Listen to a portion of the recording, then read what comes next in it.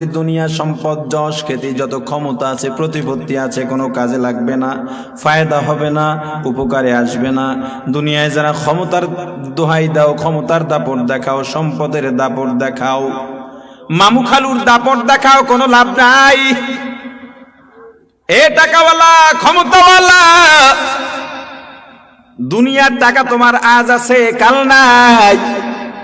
ক্ষমতাওয়ালা আজকে চেয়ারম্যান হইলা, তোমার এলাকার ধনাঢ্য ব্যক্তিও তোমাকে সালাম দেয়, আগামী টার্মে চেয়ারম্যান হইবে না, রিক্সাওয়ালাও তোমাকে ডেকে জিজ্ঞেস করবে না। এটাই তো নিয়ম, কথা বলে না। কোনো কিছুর দাম নাই, দুনিয়ার সম্পদের দাম নাই, দুনিয়ার টাকা পয়সার দাম নাই, দুনিয়ার ক্ষমতার দাম নাই। দাম কিসের? আল্লাহ বলেন ইল্লা মান আতাল্লাহ। দাম কিসের জানো? তবে যারা আমি আল্লাহর কাছে আসবে, কি নিয়ে আসবে? বিকলবিন সালিম, একটা পরিশুদ্ধ কলব নিয়ে আসবে। ওই কলবের দাম আল্লাহর কাছে দুনিয়ার থেকেও কোটি গুণে বেশি। শর্ত, কলবটা হবে পরিচ্ছন্ন কলব, কলবের মধ্যে গুনার দাগ থাকতে পারবে না, কলবের মধ্যে হুব্বে যা হুব্বে মাল থাকতে পারবে না। কলবটা হবে পরিষ্কার কলব, কলবটা হবে পরিশুদ্ধ কলব। গুনার কলব কখনো মানুষকে ভালোর দিকে নেয় না। গুনাওয়ালা কলব হাতকে বলে হারামের মাল ধর, আমার কলব আমার হাতকে যা বলে হাত তাই করে। আর পরিশুদ্ধ কলব আমাকে কখনো গুনার দিকে নেবে না, বলবে মানুষকে দান কর, আমার পকেটে হাতটা চলে যাবে। কলবের ছোট ছোট সমস্যা বুঝবেন কেমনে? কলবের সমস্যা আমি ছোট ছোট কয়েকটা নমুনা বলি, কথা বলবো, ছোট ছোট কিছু নমুনা। এগুলো সচরাচর হয়তো সবাই বলে না, আমি বলি। কলবের রোগ ধরবেন যে একবার সহজ। দোকানে গেলেন গেঞ্জি কেনার জন্য, জামার নিচে যে গেঞ্জি পরি আমরা, সাইজ একটু ছোট হয়েছে, দোকানদার বলে এটা ধুইলে ভিজাইলে ছাড়বে। একই দোকানে আরেকজন গেছে, গেঞ্জি হয়েছে বড়, ওনাকে বলে ধুইলে ভিজাইলে খাসবে। কথা বলে না, আছে না নাই? সমস্যা কোথায়? জোরে বলেন। আমাদের অঞ্চলে বা সব জায়গায় আছে, গ্রাম থেকে পেঁপে বা তরমুজ এগুলো টুকরি, মানে হাজি না, হাজি বলি না আমরা, এই টুকরির মধ্যে ভরে বাজারে বিক্রি করতে নেয়। কিছু কিছু পাকা পেঁপে ইন্দুরে খায় না, গর্ত হয়ে যায়। বিক্রেতা ভালো করে জানে যে ক্রেতা হবে যে আমার পেঁপে কিনবে, উল্টাইয়া পাল্টাইয়া পেঁপেটা দেখবে তবেই কিনবে। এরপরও বাজারে গিয়া ইঁদুরে খাওয়ার দিকটা নিচের দিকে করে রাখে। কথা বলে না, সমস্যা কোথায়? জোরে বলেন। একজনে 20,000 টাকা পাবে আপনার কাছে, অনেকদিন হয়ে গেছে, পকেটের টাকাও আছে, কিন্তু 1000 টাকার নোট একটা ছেঁড়া। আপনি টেনশনে পড়ে গেছেন এই টাকাটা তাকে কেমনে ধরায় দেবেন। ছেঁড়া টাকার নোট মানুষকে দেখাইয়া দেওয়ার মতো বুজুর্গ এদেশে খুব কম আছে। কথা বলেন না কেন? আপনার কাছে আমি 20,000 টাকা পাবো, বা আপনি আমার কাছে পাবেন সচল 20,000 টাকা, অচল নয়। এই দেশে যেহেতু আনঅফিসিয়ালি ছেঁড়া টাকার বড় নোটগুলো 500, 1000, 100 টাকাও চলে না, ছেঁড়া নোট। এখন আরেকজন আপনাকে পরামর্শ দিল বেশি নোটের মধ্যে ঢুকাইয়া দাও, দেখবো না। আপনি বেশি নোটে ঢুকাইয়া দিলেন 1000 টাকার নোট, টাকা পাইবে কত? দিলেন 19,000 সচল, 1000 অচল, এটা কিয়ামতের মাঠে দেওয়া লাগবে। আপনি যে ছেঁড়া টাকার নোট ভিতরে ঢুকাইয়া দিলেন কোন সমস্যার কারণে? কথা বলেন, আরো জোরে বলেন। আপনি দোকানে গেছেন, কেনাকাটা করছেন, 98 টাকা বিল হয়েছে, 100 টাকার নোট দিচ্ছেন, কয় টাকা পাবেন? এটা দোকানদাররা ভালো করে শুনেন। মাইক তো মোটামুটি পুরো এলাকায় আছে, যত দোকানদার আছেন, বিশেষ করে চা পান আর ছোট মুদি মনোহারি যারা, ভালো করে শুনবেন। 100 টাকার নোট দিচ্ছেন, পাবেন কত? আপনাকে দেয় কি? কথা কয় না, এত সহজ হালাল ব্যবসায়, এত সহজ। আমি পাবো টাকা, পণ্য না। কি পাবো? টাকা আর পণ্য, আসমান জমিন ব্যবধান।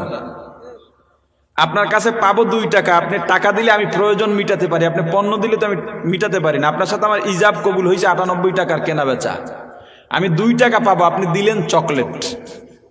যদি বলে ভাই চকলেট না টাকা দাও, টাকা নাই পরে এসে নিয়ে, 10 দিন পরে গেল একটা চকলেটই ধরায় দেয়। তাও যদি আমি সাময়িকভাবে মেনে নেই যে আমি 2 টাকার বদলে চকলেট নেব, চকলেট তো 2 টাকা না, এটা তো আপনার বিক্রি মূল্য 2 টাকা। চকলেট তো আপনি কিনছেন 1 টাকা 25 বা 50 পয়সায়, বাকি আমার 50 পয়সা কই? আমি তো আপনার কাছে 2 টাকা ফুল পাবো, অর্ধেক না। কথা বলেন না কেন? আপনি যদি একটু মুখটা খুলে বলেন যে ভাই আমার কাছে টাকা নাই, তুমি 2 টাকার বদলে একটা চকলেট নাও, ক্রেতা যদি বলে ওকে, বাস হয়ে গেছে, নতুন করে আরেকটা চুক্তি সম্পন্ন হলো আপনাদের মাঝে। এক চালাক লোক এরকম চকলেট দিছে, নিয়ে জমা করে রাখছে, 50টা চকলেট হয়েছে, পরে নিয়ে দোকানে দিয়ে কই না তোমার 50 চকলেট 100 টাকা ফেরত দাও, আমার টাকা দেয় না। সমস্যা কোথায়? জোরে বলেন। কলবের সমস্যা। এরকম অভাব নাই। বাজারে ছোট ছোট বাচ্চারা বাদাম বিক্রি করে না? কথা বলেন। বাদাম বিক্রি করে, আপনি গিয়া এ ভাই বাদামের শ কত, ওই পোলার দাম কইতে কইতে 5টা খাইয়া লাইছেন, মাইরা দিছেন 5টা, মনে হয় তার বাপের বাদাম। আছে না নাই? সমস্যা কোথায়? জোরে বলেন। এগুলো কলবের সমস্যা। বাজারে গেছেন শাক কিনতে, মুরব্বী মানুষ শাক নিয়ে আসছে, গরিব মানুষ, দাম কত? কয় আপনার জন্য 20 টাকা, তাজা শাক। কয় এই আপনাদের লোভ বাইরে যায়, বেটা চাইছে 20 টাকা, এরে লোভী বানাই দিয়েছে, হ্যাঁ যে হারাম খাইতে খাইতে শেষ, পেট ঝুলে গেছে, খবর নাই। যাক, এরপরে কয় 15 টাকা নেন, কয় না কম হবে না, 18 টাকা দিয়ে কয় নেন না নিতেই হবে, বাকি 2 টাকা কে দেবে? কথা বলে না। এগুলো কিসের রোগ? জোরে বলেন, আরো জোরে বলেন। কলবের রোগ।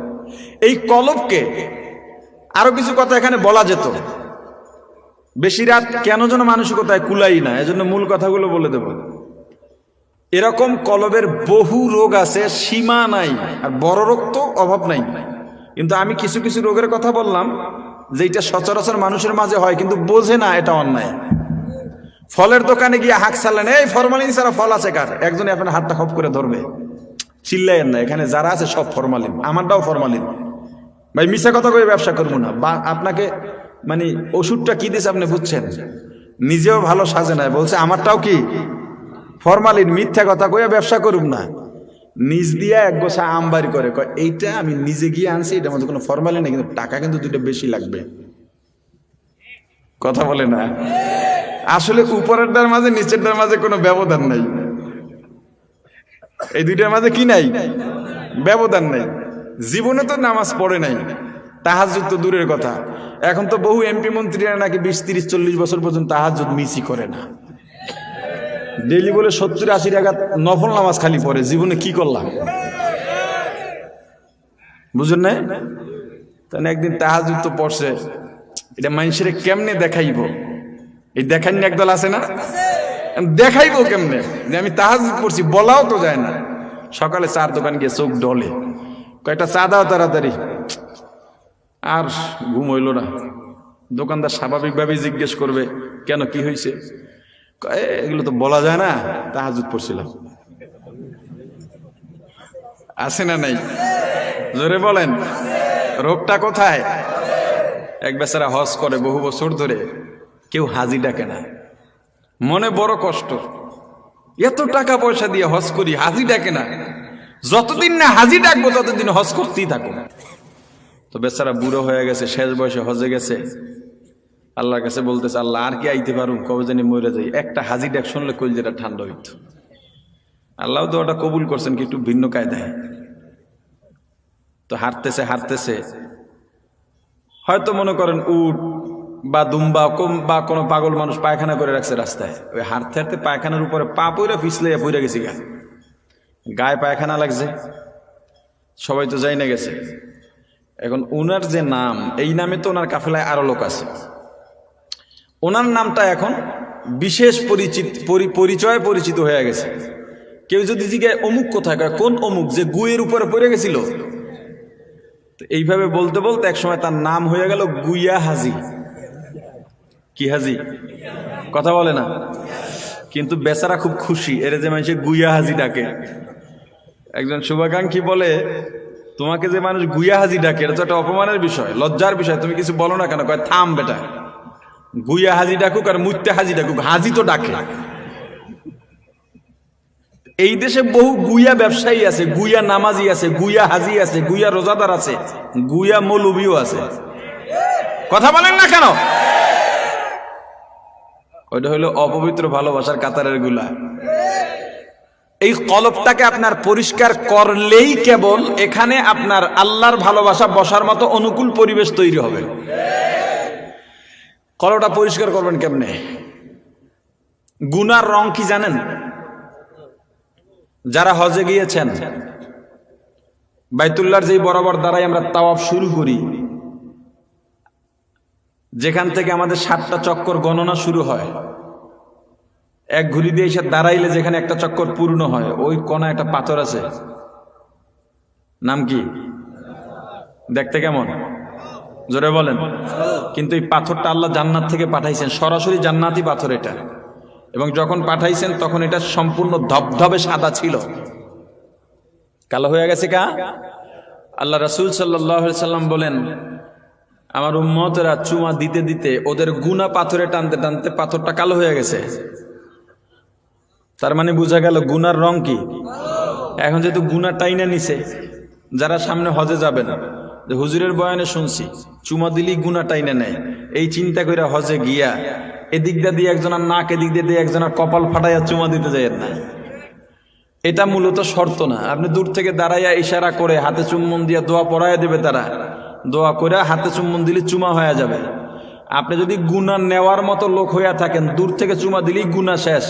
গুনাহ না নেওয়ার লোক যদি হইয়া থাকেন, পাথরের কাছে গিয়া ঘষতে ঘষতে ঠোঁট যদি উঠাইয়াও ফালান, আপনার গুনাহ যাবে না।